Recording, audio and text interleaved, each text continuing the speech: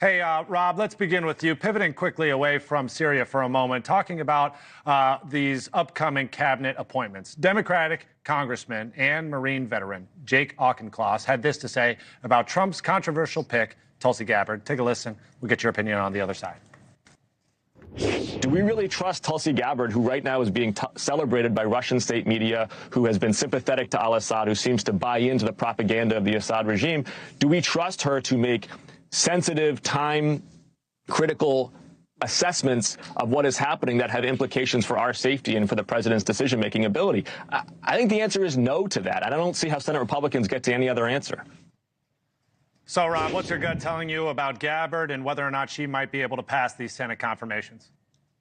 Well, thanks, Alex. It's good to be with you this afternoon. And let me say this, Tulsi Gabbard, toward the end of the week, it was clear that the target would be on her next after Pete Hegseth was able to really revive his chances of Senate confirmation. So I'm not surprised to see the attacks ramp up against Tulsi Gabbard. The thing is, Donald Trump is going to stick with Tulsi Gabbard, and I think that 53 Republican senators ultimately will be with her as well. Maybe they'll lose a couple, but they do, I think, really have the intention of confirming these nominees, particularly after so many of these Republican senators voted for Joe Biden's cabinet. And so I don't see how they can go back on their word to support Donald Trump's America First agenda simply because they don't like necessarily something Tulsi Gabbard said in her past. All right, let's talk now about the news of the day, which is the overthrow of the Syrian president. President-elect Donald Trump says the U.S. should not get involved in Syria. He also says Russian President Putin, who, of course, is a big Syria ally, is backing off support for this regime. So is this a good sign for Trump to actually get a ceasefire done between Russia and Ukraine? Well, it's definitely bad news for Tulsi Gabbard, who actually went and visited Assad in the peak of his mass murder of Syrian civilians. So, Tulsi, that's some bad news. What you have done and said in the past is going to come to haunt you. Not to mention that now the files are going to be opened up, and we'll see if anybody has had any nefarious payments received from the Syrians or their masters in Tehran and Moscow. Going back to President Trump, he pulled out our advisors from Syria in 2019.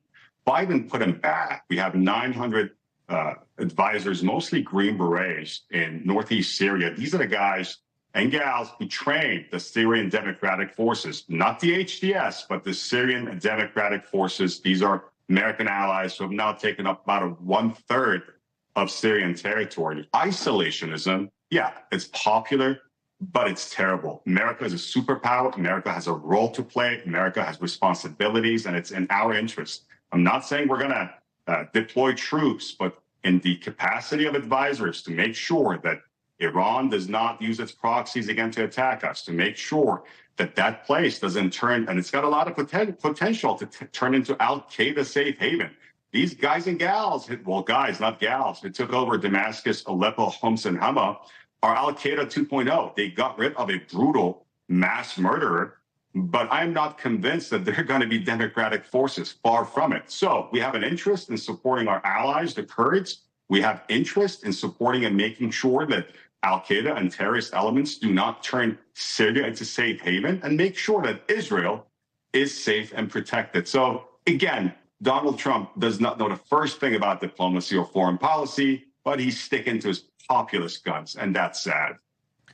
Rob, I want to talk about some recent comments that President-elect Trump has made and also the plans he also has for when he re-enters office in January, which is, of course, to impose across-the-board tariffs on imported goods from both allies and adversaries, claiming they're the ones that should have to pay.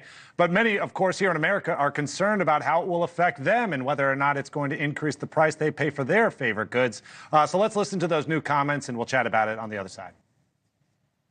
One of your signature promises on the campaign trail, which was to end inflation, to lower prices. You are now proposing tariffs against the United States' three biggest trading partners. Economists of all stripes say that ultimately consumers pay the price of tariffs. I don't believe Can you guarantee American families won't pay more? I can't guarantee anything. I can't guarantee tomorrow.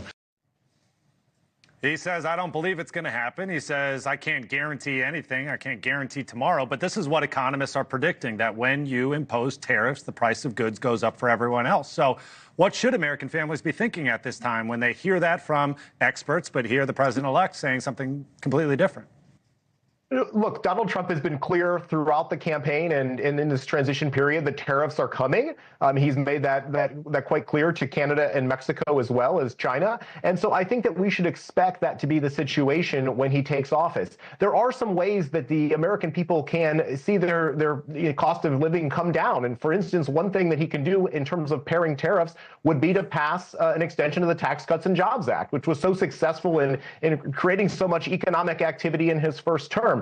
And just to go back to the previous discussion, when it comes to tariffs or when it comes to diplomacy, I'd like to point out that Donald Trump in 2020 was the one who spearheaded the Abraham Accords, which signaled significant progress in the Middle East. And so I do think that Donald Trump is up for the task of what's going on in Syria right now. I think he's also up for the task of ending the conflict between Russia and Ukraine and hopefully negotiating and brokering a peace deal between Israel and Hamas. And so, there are a number of things that Donald Trump will do. And I think that ultimately, at the end of the day, the American people are looking for change.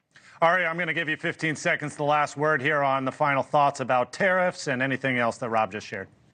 I think Rob is right about the Abraham Accords. That was a masterpiece and a major achievement. Yes, absolutely. But I think Trump is wrong on Ukraine. Trump is also wrong on pulling out support and also advice from our strategic allies in the region. You can't just let them be slaughtered again by radical Islamists in Syria. We got the Kurds. We got to support them. And I really hope President Trump listens to this side of his foreign policy advisors, like Mike Waltz of Florida, like Rubio, like Stefanik. I like them. They're great on foreign policy. But going to Tulsi, going to people like Pete Hegseth, or for that matter, someone like Kash Patel, I think that's terrible. It's isolationist. It just drops the ball on American responsibility. Okay. We have this power. We have goodwill. We should show it. That's Rob Bluey and Ari Aramesh. Thank you very much for a civil panel and conversation about American politics and global, for that matter. We appreciate you both.